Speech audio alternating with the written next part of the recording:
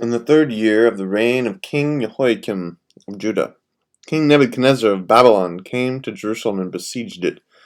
The Lord let King Jehoiakim of Judah fall into his power, as well as some of the vessels of the house of God. These he brought to the land of Shinar, and placed the vessels in the treasury of his gods. And the king commanded his palace master Ashpenaz to bring some of the Israelites of the royal family and of the nobility, young men without physical defect and handsome, versed in every branch of wisdom, endowed with knowledge and insight, and competent to serve in the king's palace. They were to be taught the literature and language of the Chaldeans. The king assigned them a daily portion of the royal rations of food and wine. They were to be educated for 3 years, so that at the end of that time they could be stationed in the king's court.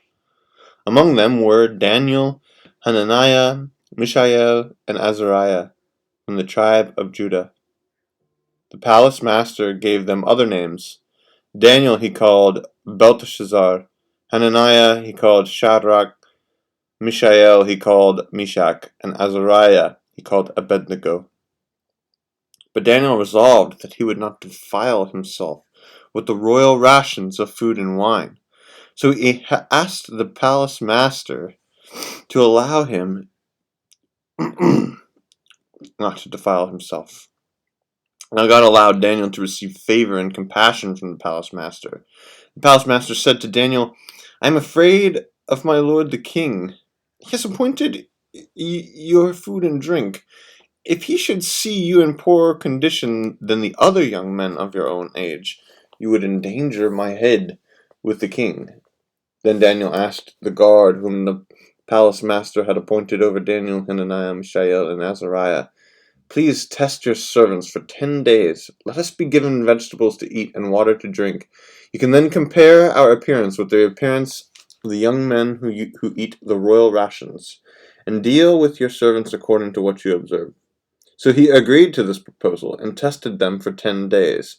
At the end of 10 days, it was observed that they appeared better and fatter than all the young men who had been eating the royal rations. So the guard continued to withdraw their royal rations and the wine they were to drink, and gave them vegetables.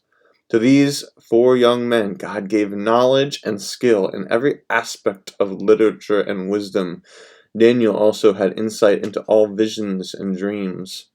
At the end of the time that the king had set for them to be brought in, the palace master brought them into the presence of Nebuchadnezzar, and the king spoke with them. And among them all, no one was found to compare with Daniel, Hananiah, Mishael, and Azariah. Therefore they were stationed in the king's court. In every matter of wisdom and teaching concerning which the king inquired of them, he found them 10 times better than all the magicians and enchanters in his whole kingdom. And Daniel continued there until the 1st year of King Cyrus. In the 2nd year of Nebuchadnezzar's reign, Nebuchadnezzar dreamed such dreams that his spirit was troubled and his sleep left him. So the king commanded that the magicians, the enchanters, the sorcerers, and the Chaldeans be summoned to tell the king his dreams. When they came in and stood before the king, he said to them, "I have had such a dream that my spirit is troubled by the desire to understand it." The Chaldeans said to the king in Aramaic, "O king, live forever! Tell your servants the dream, and we will reveal the interpretation." The king answered the Chaldeans, "This is a public decree.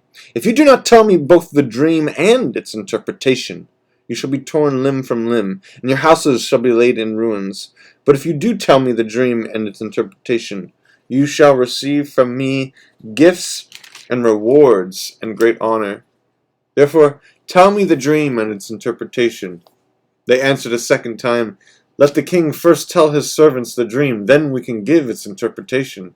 The king answered, "I know with certainty that you are trying to gain time, because you see, I have firmly decreed, if you do not tell me the dream, there is but one verdict for you. You have agreed to speak lying and misleading words to me until things take a turn. Therefore tell me the dream, and I shall know that you can give me its interpretation."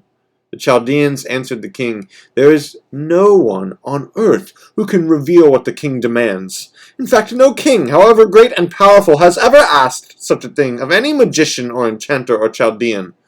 The thing that the king is asking is too difficult, and no one can reveal it to the king except the gods, whose dwelling is not with mortals." Because of this, the king flew into a violent rage and commanded that all the wise men of Babylon be destroyed. The decree was issued, and the wise men were about to be executed, and they looked for Daniel and his companions to execute them.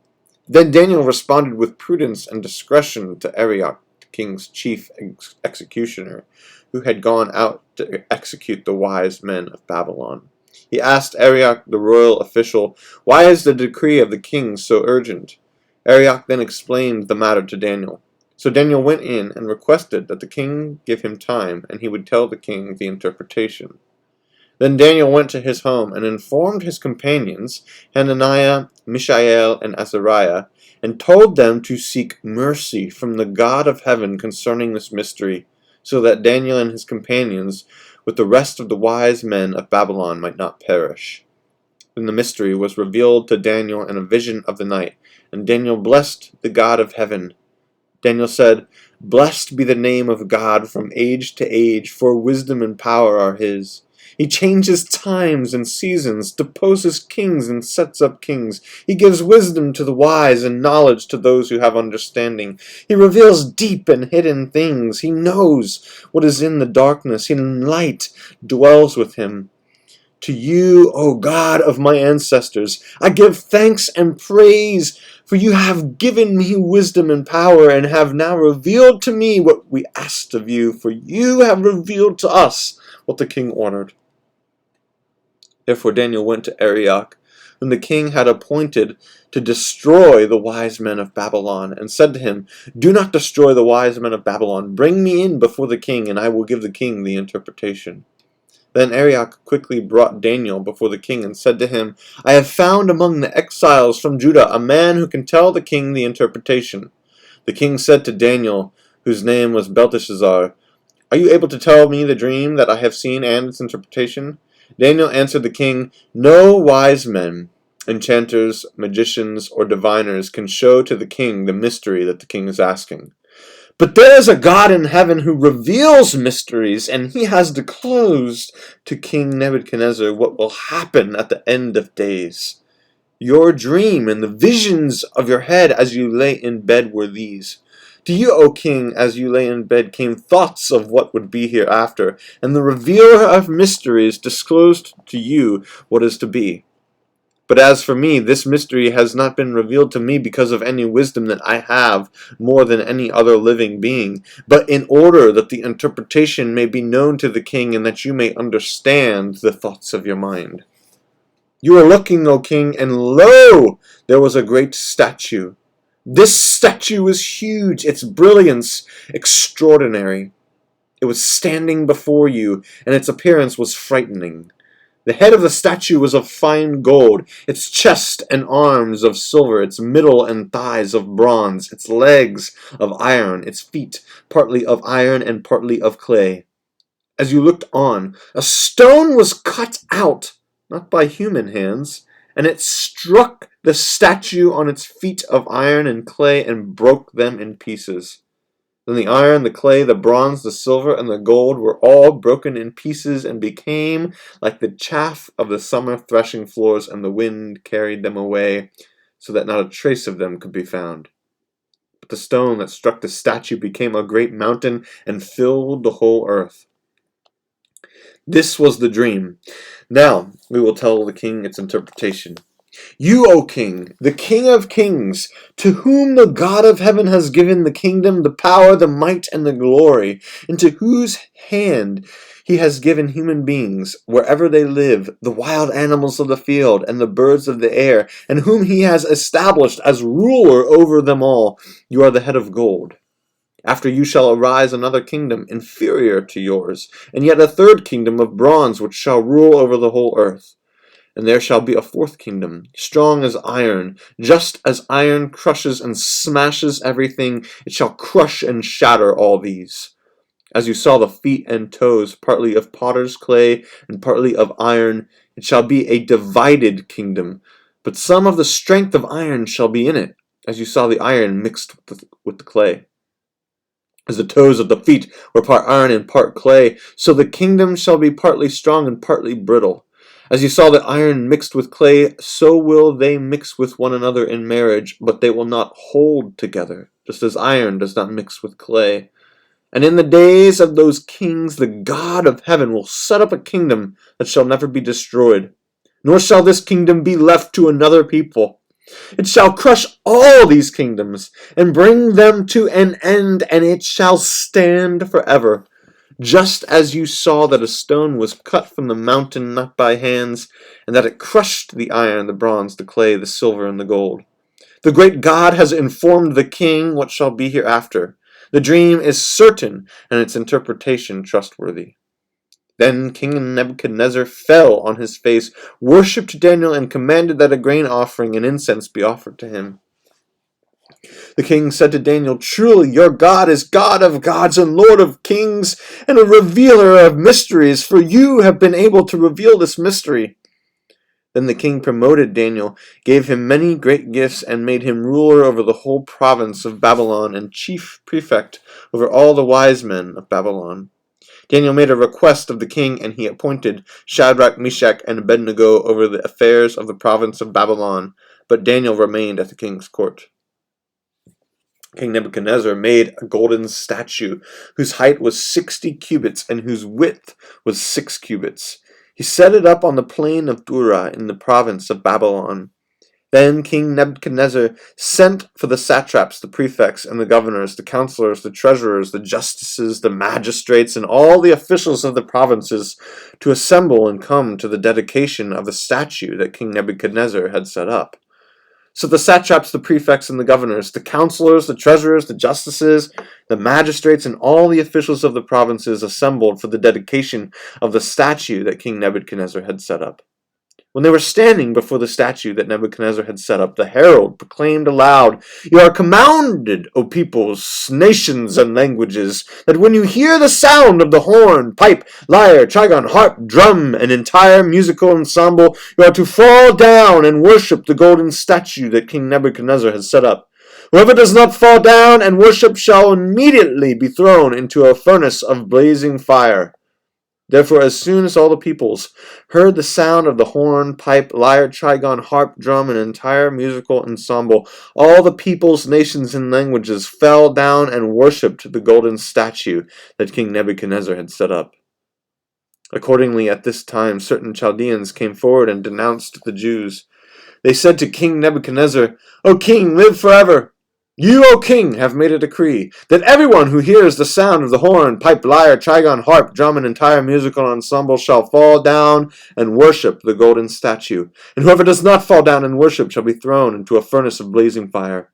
There are certain Jews whom you have appointed over the affairs of the province of Babylon, Shadrach, Meshach, and Abednego. These pay no heed to you, O king. They do not serve your gods, and they do not worship the golden statue that you have set up." Then King Nebuchadnezzar, in furious rage, commanded that Shadrach, Meshach, and Abednego be brought in. So they brought these men before the king. Nebuchadnezzar said to them, "Is it true, O Shadrach, Meshach, and Abednego, that you do not serve my gods and you do not worship the golden statue that I have set up? Now, if you are ready, when you hear the sound of the horn, pipe, lyre, trigon, harp, drum, and entire musical ensemble, to fall down and worship the statue that I have made, well and good. But if you do not worship, you shall immediately be thrown into a furnace of blazing fire. And who is the God that will deliver you out of my hands?" Shadrach, Meshach, and Abednego answered the king, "O Nebuchadnezzar, we have no need to present a defense to you in this matter. If our God whom we serve is able to deliver us from the furnace of blazing fire and out of your hand, O king, let him deliver us. But if not, be it known to you, O king, that we will not serve your gods, and we will not worship the golden statue that you have set up." Then Nebuchadnezzar was so filled with rage against Shadrach, Meshach, and Abednego that his face was distorted. He ordered that the furnace be heated up 7 times more than was customary, and ordered some of the strongest guards in his army to bind Shadrach, Meshach, and Abednego and to throw them into the furnace of blazing fire. So the men were bound, still wearing their tunics, their trousers, their hats, and their other garments, and they were thrown into the furnace of blazing fire. Because the king's command was urgent, and the furnace was so overheated, the raging flames killed the men who lifted Shadrach, Meshach, and Abednego. But the 3 men, Shadrach, Meshach, and Abednego, fell down bound into the furnace of blazing fire. Then King Nebuchadnezzar was astonished and rose up quickly. He said to his counselors, "Was it not 3 men that we threw bound into the fire?" They answered the king, "True, O king." He replied, "But I see 4 men, unbound, walking in the middle of the fire, and they are not hurt, and the 4th has the appearance of a god." Nebuchadnezzar then approached the door of the furnace of blazing fire and said, "Shadrach, Meshach, and Abednego, servants of the Most High God, come out! Come here!" So Shadrach, Meshach, and Abednego came out from the fire. And the satraps, the prefects, the governors, and the king's counselors gathered together and saw that the fire had not had any power over the bodies of those men. The hair of their heads was not singed, their tunics were not harmed, and not even the smell of fire came from them. Nebuchadnezzar said, "Blessed be the God of Shadrach, Meshach, and Abednego, who has sent his angel and delivered his servants who trusted in him. They disobeyed the king's command and yielded up their bodies rather than serve and worship any god except their own God. Therefore I make a decree, any people, nation, or language that utters blasphemy against the God of Shadrach, Meshach, and Abednego shall be torn limb from limb, and their houses laid in ruins, for there is no other God who is able to deliver in this way." Then the king promoted Shadrach, Meshach, and Abednego in the province of Babylon. King Nebuchadnezzar, to all peoples, nations, and languages that live throughout the earth, may you have abundant prosperity. The signs and wonders that the Most High God has worked for me I am pleased to recount. How great are his signs! How mighty are his wonders! His kingdom is an everlasting kingdom, and his sovereignty is from generation to generation. I, Nebuchadnezzar, was living at ease in my home and prospering in my palace. I saw a dream that frightened me. My fantasies in bed and the visions of my head terrified me. So I made a decree that all the wise men of Babylon should be brought before me in order that they might tell me the interpretation of the dream. Then the magicians, the enchanters, the Chaldeans, and the diviners came in, and I told them the dream, but they could not tell me its interpretation. At last Daniel came in before me, he who was named Belteshazzar, after the name of my God, and who is endowed with a spirit of the holy gods, and I told him the dream. O Belteshazzar, chief of the magicians, I know that you are endowed with a spirit of the holy gods, and that no mystery is too difficult for you. Hear the dream that I saw. Tell me its interpretation. Upon my bed this is what I saw. There was a tree at the center of the earth, and its height was great. The tree grew great and strong, its top reached to heaven, and it was visible to the ends of the whole earth. Its foliage was beautiful, its fruit abundant, and it provided fruit for all. The animals of the field found shade under it, the birds of the air nested in its branches, and from it all living beings were fed. I continued looking in the visions of my head as I lay in bed, and there was a holy watcher coming down from heaven. He cried aloud and said, "Cut down the tree and chop off its branches. Strip off its foliage and scatter its fruit. Let the animals flee from beneath it and the birds from its branches. But leave its stump and roots in the ground, with a band of iron and bronze, in the tender grass of the field. Let him be bathed the dew of heaven, and let his lot be with the animals of the field and the grass of the earth. Let his mind be changed from that of a human, and let the mind of an animal be given to him. and let 7 times pass over him. The sentence is rendered by decree of the watchers. The decision is given by order of the holy ones, in order that all who live may know that the Most High is sovereign over the kingdom of mortals. He gives it to whom he will and sets over it the lowliest of human beings. This is the dream that I, King Nebuchadnezzar, saw.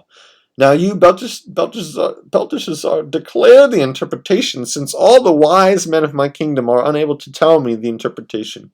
You are able, however, for you are endowed with the spirit of the holy gods. Then Nebuchadnezzar, who was called Belteshazzar, was severely distressed for a while. His thoughts terrified him. The king said, Belteshazzar, do not let the dream or the interpretation terrify you. Belteshazzar answered, My lord, may the dream be for those who hate you, and its interpretation for your enemies. The tree that you saw, which grew great and strong so that its top reached to heaven and was visible to the end of the whole earth, whose foliage was beautiful and its fruit abundant, and which provided food for all, under which animals of the field fled, and in whose branches the birds of the air had nests. It is you, O king! You have grown great and strong, your greatness has increased and reaches to heaven, and your sovereignty to the ends of the earth. And whereas the king saw a holy watcher coming down from heaven and saying, Cut down the tree and destroy it, but leave its stump and roots in the ground with a band of iron and bronze in the grass of the field. And let him be bathed with the dew of heaven, and let his lot be with the animals of the field until 7 times pass over him. This is the interpretation, O king. And it is a decree of the Most High that has come upon my lord the king. You shall be driven away from human society, and your dwelling shall be with the wild animals. You shall be made to eat grass like oxen. You shall be bathed with the dew of heaven, and 7 times shall pass over you, until you have learned that the Most High has sovereignty over the kingdom of mortals, and gives it to whom he will. As it was commanded to leave the stump and roots of the tree, your kingdom shall be established for you from the time that you learn that heaven is sovereign. Therefore, O king, may my counsel be acceptable to you. Atone for your sins with righteousness and your iniquities with mercy to the oppressed, so that your prosperity may be prolonged. All this came upon King Nebuchadnezzar. At the end of 12 months, he was walking on the roof of the royal palace of Babylon, and the king said, Is this not magnificent Babylon, which I have built as a royal capital by my mighty power and for my glorious majesty? While the words were still in the king's mouth, a voice came from heaven. O King Nebuchadnezzar, to you it is declared, the kingdom has departed from you. You shall be driven away from human society, and your dwelling shall be with animals of the field. You shall be made to eat grass like oxen, and 7 times shall pass over you, until you have learned that the Most High has sovereignty over the kingdom of mortals, and gives it to whom he will.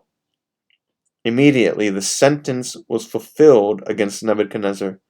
He was driven away from human society, ate grass like oxen, and his body was bathed with the dew of heaven, until his hair grew as long as eagle's feathers, and his nails became like birds' claws. When that period was over, I, Nebuchadnezzar, lifted my eyes to heaven, and my reason returned to me. I blessed the Most High, and praised and honored the one who lives forever. For his sovereignty is an everlasting sovereignty, and his kingdom endures from generation to generation. All the inhabitants of the earth are accounted as nothing, and he does what he wills with the hosts of heaven and the inhabitants of the earth. There is no one who can stay his hand or say to him, What are you doing? At that time my reason returned to me, and my majesty and splendor were restored to me for the glory of my kingdom. My counselors and my lords sought me out, and I was reestablished over my kingdom, and still more greatness was added to me. Now I, Nebuchadnezzar, praise and extol and honor the King of heaven, for all his works are truth, and his ways are justice, and he is able to bring low those who walk in pride. King Belshazzar made a great festival for 1,000 of his lords. And he was drinking wine in the presence of the 1,000. Under the influence of the wine, Belshazzar commanded that they bring in the vessels of gold and silver that his father Nebuchadnezzar had taken out of the temple in Jerusalem, so that the king and his lords, his wives and his concubines, might drink from them. So they brought in the vessels of gold and silver that had been taken out of the temple to the house of God in Jerusalem. And the king and his lords, his wives, and his concubines drank from them. They drank the wine and praised the gods of gold and silver, bronze, iron, wood, and stone. Immediately the fingers of a human hand appeared and began writing on the plaster of the wall of the royal palace next to the lampstand. The king was watching the hand as it wrote. The king's face turned pale and his thoughts terrified him. His limbs gave way and his knees knocked together. The king cried aloud to bring in the enchanters, the Chaldeans, and the diviners. And the king said to the wise men of Babylon, "Whoever can read this writing and tell me its interpretation shall be clothed in purple, have a chain of gold around his neck, and rank third in the kingdom." And all the king's wise men came in, but they could not read the writing or tell the king the interpretation. Then King Belshazzar became greatly terrified, and his face turned pale, and his lords were perplexed. The queen, when she heard the discussion of the king and his lords, came into the banqueting hall. The queen said, "O king, live forever. Do not let your thoughts terrify you or your face grow pale. There is a man in your kingdom who is endowed with the spirit of the holy gods. In the days of your father he was found to have enlightenment, understanding, and wisdom like the wisdom of the gods.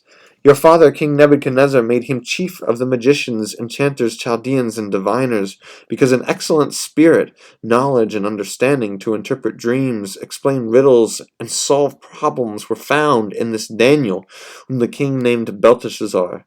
Now let Daniel be called, and he will give the interpretation." Then Daniel was brought in before the king. The king said to Daniel, "So you are Daniel, one of the exiles of Judah, whom my father the king brought from Judah. I have heard of you that a spirit of the gods is in you, and that enlightenment, understanding, and excellent wisdom are found in you.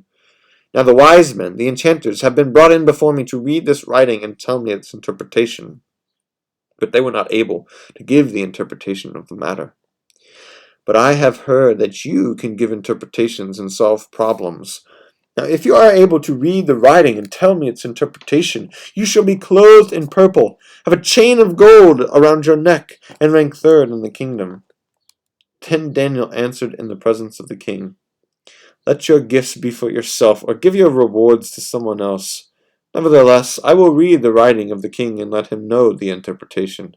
O king, the Most High God gave your father Nebuchadnezzar kingship, greatness, glory, and majesty. And because of the greatness that he gave him, all peoples, nations, and languages trembled and feared before him. He killed those he wanted to kill, kept alive those he wanted to keep alive, honored those he wanted to honor, and degraded those he wanted to degrade. When his heart was lifted up, and his spirit was hardened, so that he acted proudly, he was deposed from his kingly throne, and his glory was stripped from him. He was driven from human society, and his mind was made like that of an animal. His dwelling was with the wild asses.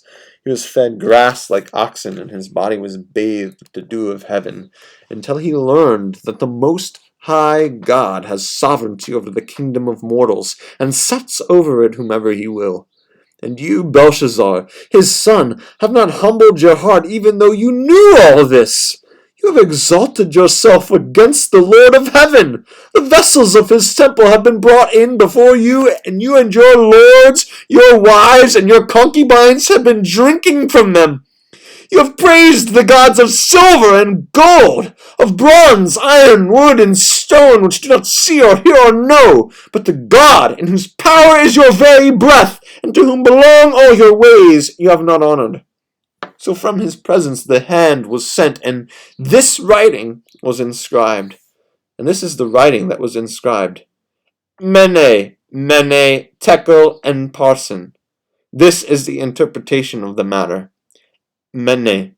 God has numbered the days of your kingdom and brought it to an end. Mene. God has numbered the days of your kingdom and brought it to an end. Tekel. You have been weighed on the scales and found wanting. Pers. Your kingdom is divided and given to the Medes and Persians.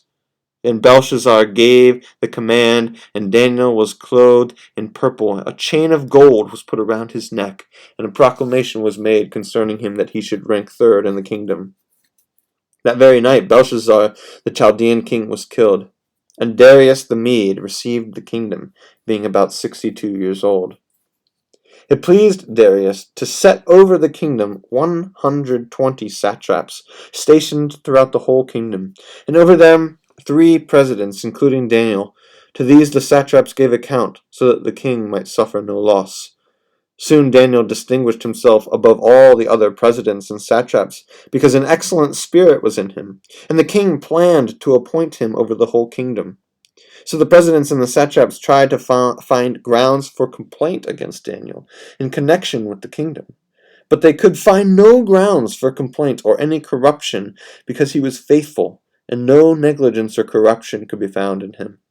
The men said, "We shall not find any ground for complaint against this Daniel unless we find it in connection with the law of his God." So the presidents and satraps conspired and came to the kings and said to him, "O King Darius, live forever.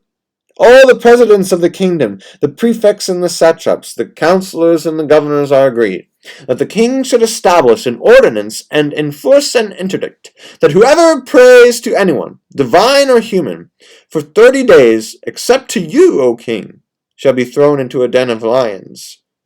Now, O king, establish the interdict and sign the document, so that it cannot be changed, according to the law of the Medes and the Persians, which cannot be revoked."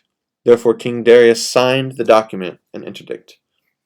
Although Daniel knew that the document had been signed, he continued to go to his house, which had windows in its upper room open toward Jerusalem, and to get down on his knees 3 times a day to pray to his God and praise him, just as he had done previously.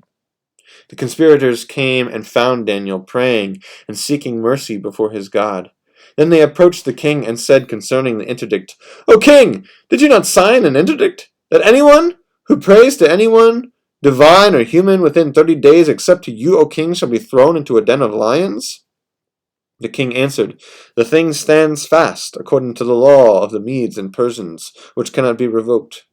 Then they responded to the king, "Daniel, one of the exiles from Judah, pays no attention to you, O king, or to the interdict you have signed, but he is saying his prayers 3 times a day." When the king heard the charge, he was very much distressed. He was determined to save Daniel, and until the sun went down he made every effort to rescue him. Then the conspirators came to the king and said to him, "Know, O king, that it is a law of the Medes and Persians that no interdict or ordinance that the king establishes can be changed." Then the king gave the command, and Daniel was brought and thrown into the den of lions. The king said to Daniel, "May your God, whom you faithfully serve, deliver you." A stone was brought and laid on the mouth of the den, and the king sealed it with his own signet and with the signet of his lords, so that nothing might be changed concerning Daniel. Then the king went to his palace and spent the night fasting. No food was brought to him, and sleep fled from him. Then at break of day the king got up and hurried to the den of lions.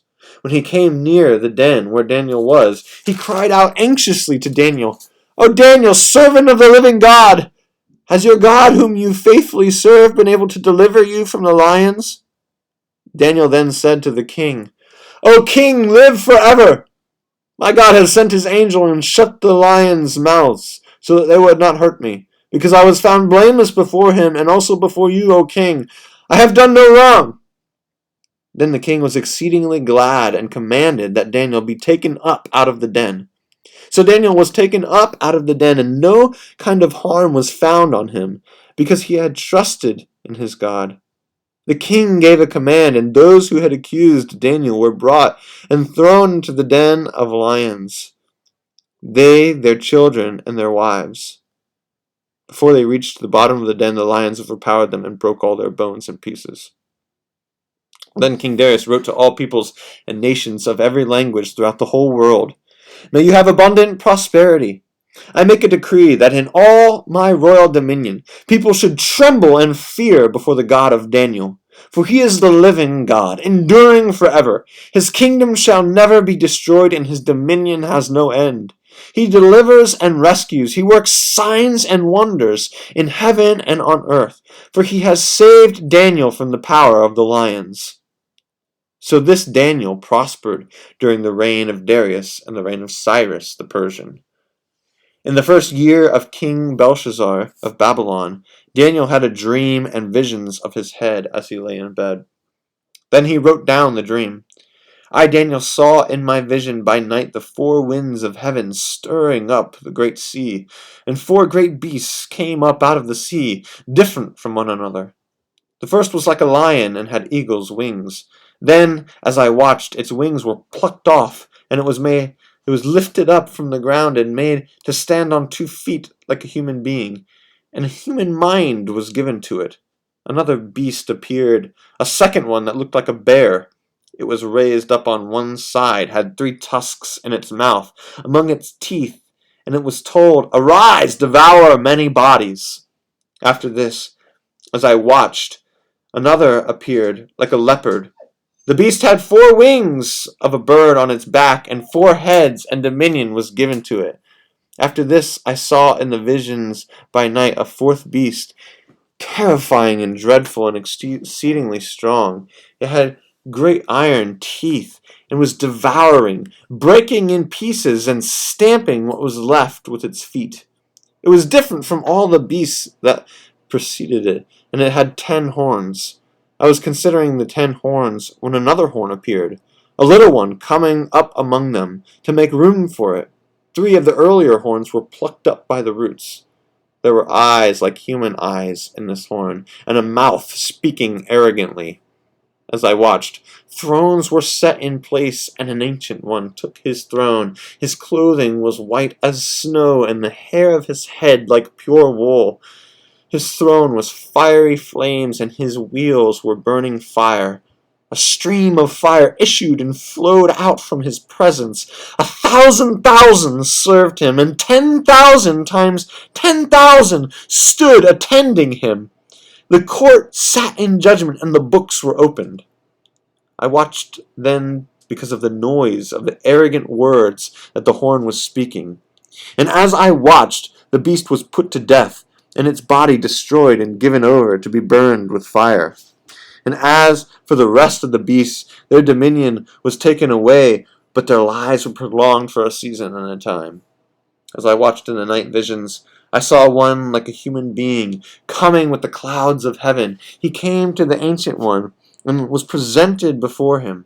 To him was given dominion and glory and kingship, that all peoples, nations, and languages should serve him. His dominion is an everlasting dominion that shall not pass away, and his kingship is one that shall never be destroyed. As for me, Daniel, my spirit was troubled within me, and the visions of my head terrified me. I approached one of the attendants to ask him the truth concerning all this. So he said that he would disclose to me the interpretation of the matter. As for these 4 great beasts, 4 kings shall arise out of the earth. But the holy ones of the Most High shall receive the kingdom and possess the kingdom forever and ever. Then I desired to know the truth concerning the 4th beast, which was different from all the rest, exceedingly terrifying, with its teeth of iron and claws of bronze, in which devoured and broke in pieces and stamped what was left with its feet. And concerning the 10 horns that were on its head, and concerning the other horn which came up, and to make room for which 3 of them fell out, the horn that had eyes and a mouth that spoke arrogantly, and that seemed greater than the others. As I looked, this horn made war with the holy ones, and was prevailing over them, until the Ancient One came. Then judgment was given for the holy ones of the Most High, and the time arrived when the holy ones gained possession of the kingdom. This is what he said: As for the 4th beast, there shall be a 4th kingdom on earth, that shall be different from all the other kingdoms. It shall devour the whole earth, and trample it down and break it to pieces. As for the 10 horns, out of this kingdom 10 kings shall arise, and another shall arise after them. This one shall be different from the former ones, and put down the 3 kings. He shall speak against the Most High, shall wear out the holy ones of the Most High, and shall attempt to change the sacred seasons in the law, and they shall be given into his power for a time, 2 times, and half a time.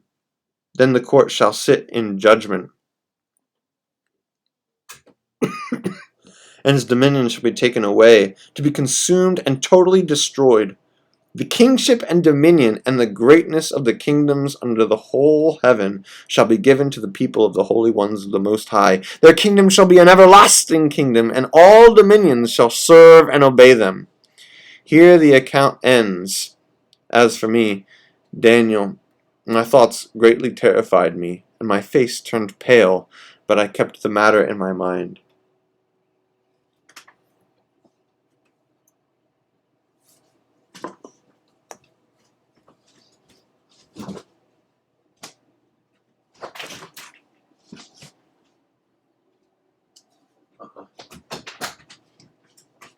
Yeah.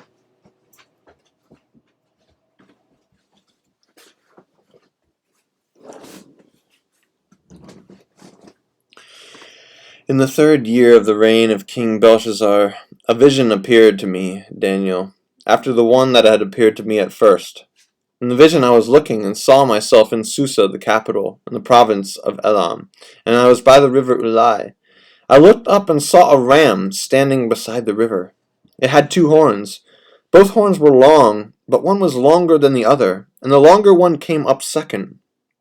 I saw the ram charging westward and northward and southward. All beasts were powerless to withstand it, and no one could rescue from its power. It did as it pleased, and became strong. As I was watching, a male goat appeared from the west, coming across the face of the whole earth without touching the ground. The goat had a horn between its eyes. It came toward the ram with the 2 horns that I had seen standing beside the river, and it ran at it with savage force. I saw it approaching the ram. It was enraged against it, and struck the ram, breaking its 2 horns. The ram did not have power to withstand it. It threw the ram down to the ground and trampled upon it, and there was no one who could rescue the ram from its power. Then the male goat grew exceedingly great, but at the height of its power, the great horn was broken, and in its place there came up 4 prominent horns toward the 4 winds of heaven. Out of one of them came another horn, a little one, which grew exceedingly great toward the south, toward the east, and toward the beautiful land. It grew as high as the host of heaven. It threw down to the earth some of the host and some of the stars and trampled on them. Even against the prince of the host it acted arrogantly. It took the regular burnt offering away from him and overthrew the place of his sanctuary. Because of wickedness, the host was given over to it together with the regular burnt offering. It cast truth to the ground and kept prospering in what it did.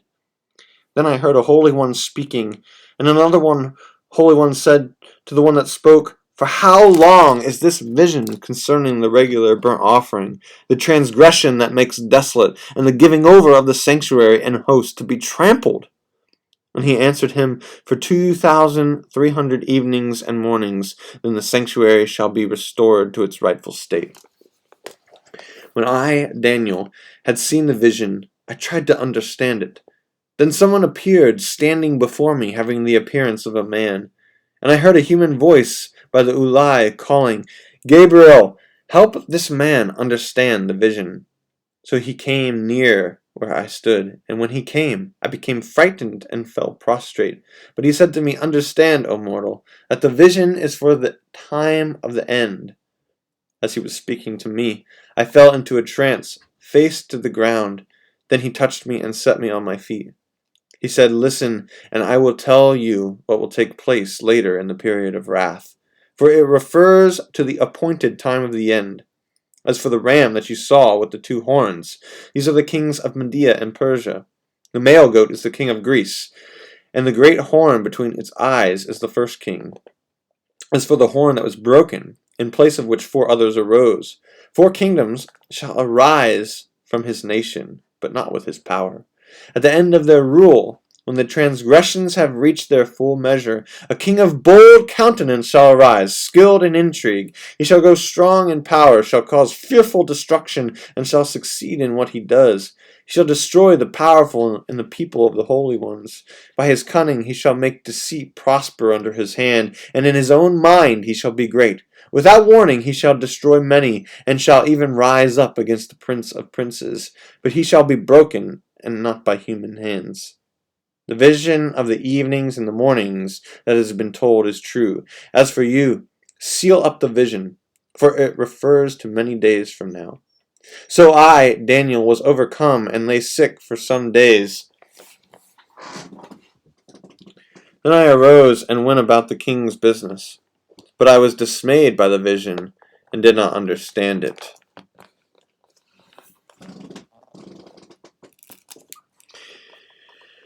In the first year of Darius, son of Ahasuerus, by birth a Mede, who became king over the realm of the Chaldeans, in the first year of his reign, I, Daniel, perceived in the books the number of years that, according to the word of the Lord to the prophet Jeremiah, must be fulfilled for the devastation of Jerusalem, namely 70 years.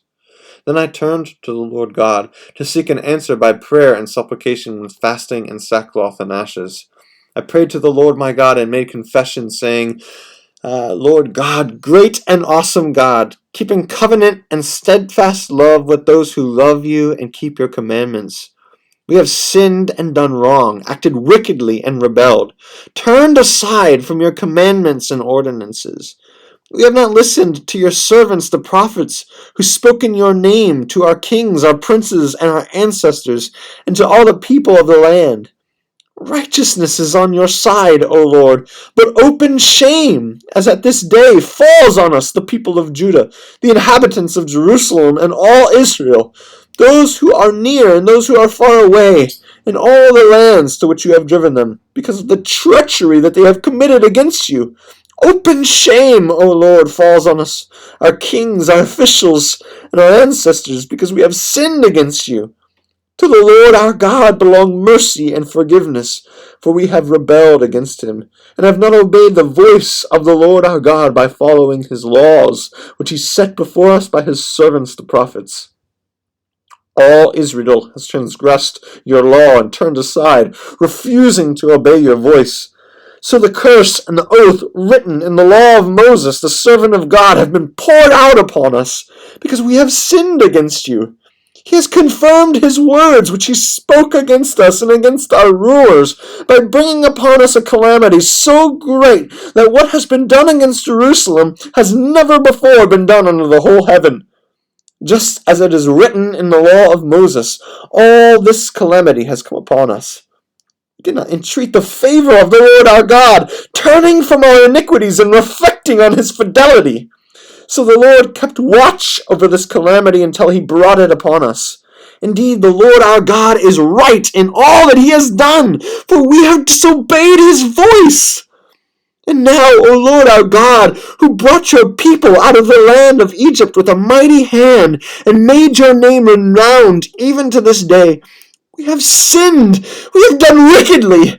O Lord, in view of all your righteous acts, let your anger and wrath, we pray, turn away from your city Jerusalem, your holy mountain. Because of our sins and the iniquities of our ancestors, Jerusalem and your people have become a disgrace among all our neighbors. Now therefore, O our God, listen to the prayer of your servant and to his supplication. For your own sake, Lord, let your face shine upon your desolated sanctuary. Incline your ear, O my God, and hear. Open your eyes and look at our desolation and the city that bears your name. Do not present our supplication before you on the ground of our righteousness, but on the ground of your great mercies, O Lord. Hear, O Lord, forgive, O Lord, listen and act, and do not delay, for your own sake, O my God, because your city and your people bear your name. While I was speaking and was praying and confessing my sin and the sin of my people Israel, and presenting my supplication before the Lord my God on behalf of the holy mountain of my God. While I was speaking in prayer, the man Gabriel, whom I had seen before in a vision, came to me in swift flight at the time of the evening sacrifice. He came and said to me, Daniel, I have now come out to give you wisdom and understanding. At the beginning of your supplications a word went out, and I have come to declare it, for you are greatly beloved. So consider the word and understand the vision. 70 weeks are decreed for your people and your holy city, to finish the transgression, to put an end to sin, and to atone for iniquity, to bring in everlasting righteousness, to seal both vision and prophet, and to anoint a most holy place. Now therefore, know therefore and understand from the time that the word went out to restore and rebuild Jerusalem until the time of an anointed prince, there shall be 7 weeks. And for 62 weeks it shall be built again with streets and moat, but in a troubled time. After the 62 weeks, an anointed one shall be cut off, and shall have nothing. And the troops of the prince who is to come shall destroy the city and the sanctuary. Its end shall come with a flood, and to the end there shall be a war.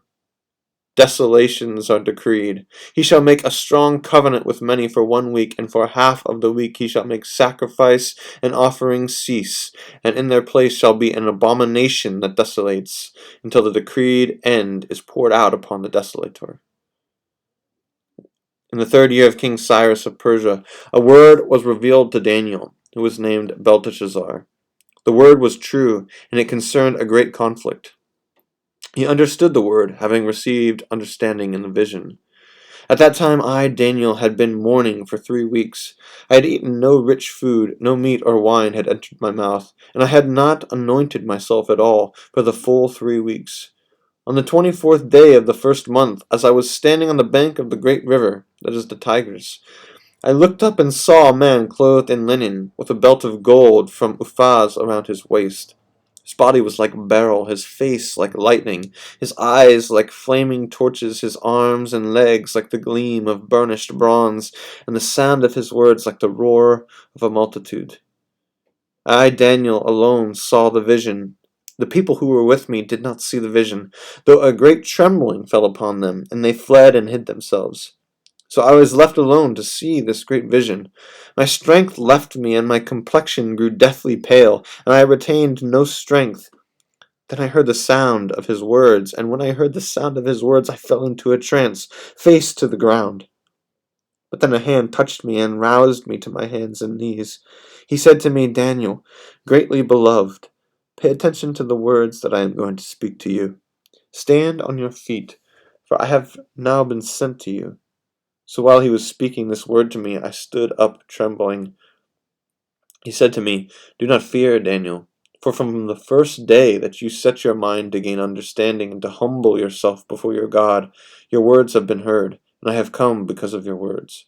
But the prince of the kingdom of Persia opposed me 21 days.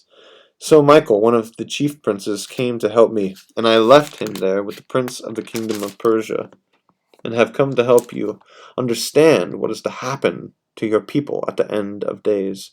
For there is a further vision for those days. While he was speaking these words to me, I turned my face toward the ground and was speechless.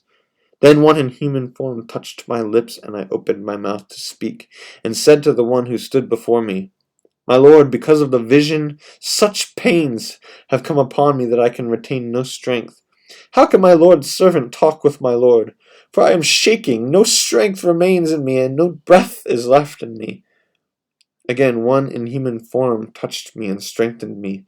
He said, do not fear, greatly beloved. You are safe. Be strong and courageous. When he spoke to me, I was strengthened and said, let my Lord speak, for you have strengthened me. Then he said, do you know why I have come to you? Now I must return to fight against the prince of Persia, and when I am through with him, the prince of Greece will come. But I am to tell you what is inscribed in the book of truth. There is no one with me who contends against these princes except Michael, your prince. As for me, in the first year of Darius the Mede, I stood up to support and strengthen him. Now I will announce the truth to you. 3 more kings shall arise in Persia. The fourth shall be far richer than all of them. And when he has become strong through his riches, he shall stir up all against the kingdom of Greece. Then a warrior king shall arise, who shall rule with great dominion and take action as he pleases. And while still rising in power, his kingdom shall be broken and divided toward the 4 winds of heaven, but not to his posterity, nor according to the dominion with which he ruled, for his kingdom shall be uprooted and go to others besides these. Then the king of the south shall grow strong, but one of his officers shall grow stronger than he, and shall rule a realm greater than his own realm. After some years they shall make an alliance, and the daughter of the king of the south shall come to the king of the north to ratify the agreement. But she shall not retain her power, and his offspring shall not endure. She shall be given up, she and her attendants, and her child, and the one who supported her. In those times a branch from her roots shall rise up in his place. He shall come against the army, and enter the fortress of the king of the north, and he shall take action against them and prevail. Even their gods with their idols, and with their precious vessels of silver and gold, he shall carry off to Egypt as spoils of war. For some years he shall refrain from attacking the king of the north. Then the latter shall invade the realm of the king of the south, but will return to his own land. His sons shall wage war and assemble a multitude of great forces, which shall advance like a flood and pass through, and again shall carry the war as far as his fortress. Moved with rage, the king of the south shall go out and do battle against the king of the north, who shall muster a great multitude, which shall, however, be defeated by his enemy. When the multitude has been carried off, his heart shall be exalted, and he shall overthrow tens of thousands, but he shall not prevail. For the king of the north shall again raise a multitude larger than the former, and after some years he shall advance with a great army and abundant supplies. In those times many shall rise against the king of the south. The lawless among your own people shall lift themselves up in order to fulfill the vision, but they shall fail.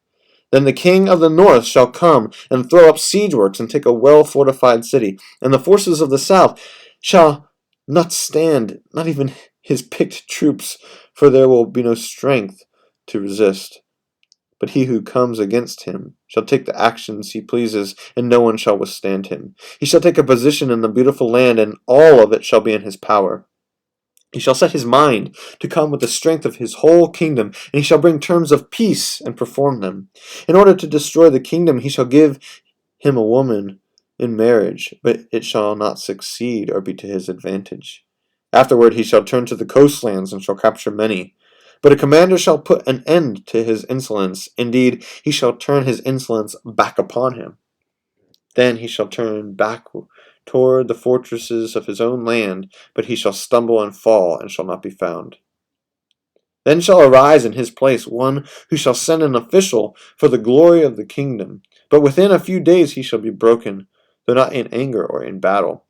In his place shall arise a contemptible person on whom royal majesty had not been conferred. He shall come in without warning and obtain the kingdom through intrigue. Armies shall be utterly swept away and broken before him, and the prince of the covenant as well. And after an alliance is made with him, he shall act deceitfully and become strong with a small party. Without warning, he shall come into the richest parts of the province and do what none of his predecessors had ever done, lavishing plunder, spoil, and wealth on them. He shall devise plans against strongholds, but only for a time. He shall stir up his power and determination against the king of the south with a great army, and the king of the south shall wage war with a much greater and stronger army. But he shall not succeed, for plots shall be devised against him by those who eat of the royal rations. They shall break him, his army shall be swept away, and many shall fall slain. The 2 kings, their minds bent on evil, shall sit at one table and exchange lies. But it shall not succeed, for there remains an end at the time appointed. He shall return to his land with great wealth, but his heart shall be set against the holy covenant. He shall work his will and return to his own land. At the time appointed, he shall return and come into the south, but this time it shall not be as it was before. For ships of Kittim shall come against him, and he shall lose heart and withdraw. He shall be enraged and take action against the holy covenant. He shall turn back and pay heed to those who forsake the holy covenant. Forces sent by him shall occupy and profane the temple and fortress. They shall abolish the regular burnt offering and set up the abomination that makes desolate. He shall seduce with intrigue those who violate the covenant, but the people who are loyal to their God shall stand firm and take action. The wise among the people shall give understanding to many. For some days, however, they shall fall by sword and flame and suffer captivity and plunder. When they fall victim, they shall receive a little help, and many shall join them insincerely. Some of the wise shall fall, so that they may be refined, purified, and cleansed until the time of the end, for there is still an interval until the time appointed. The king shall act as he pleases. He shall exalt himself, and consider himself greater than any god, and shall speak horrendous things against the God of gods. He shall prosper until the period of wrath is completed, for what is determined shall be done. He shall pay no respect to the gods of his ancestors, or to the one beloved by women. He shall pay no respect to any other god, for he shall consider himself greater than all. He shall honor the God of fortresses instead of these, a God whom his ancestors did not know he shall honor with gold and silver, with precious stones and costly gifts. He shall deal with the strongest fortresses by the help of a foreign God. Those who acknowledge him he shall make more wealthy, and shall appoint them as rulers over many, and shall distribute the land for a price. At the time of the end, the king of the south shall attack him, but the king of the north shall rush upon him like a whirlwind, with chariots and horsemen, and with many ships. He shall advance against countries, and pass through like a flood. He shall come into the beautiful land, and tens of thousands shall fall victim, but Edom and Moab and the main part of the Ammonites shall escape from his power. He shall stretch out his hand against the countries, and the land of Egypt shall not escape. He shall become ruler of the treasures of gold and of silver, and all the riches of Egypt, and the Libyans and the Ethiopians shall follow in his train. But reports from the east and the north shall alarm him, and he shall go out with great fury to bring ruin and complete destruction to many. He shall pitch his palatial tents between the sea and the beautiful holy mountain, yet he shall come to his end with no one to help him.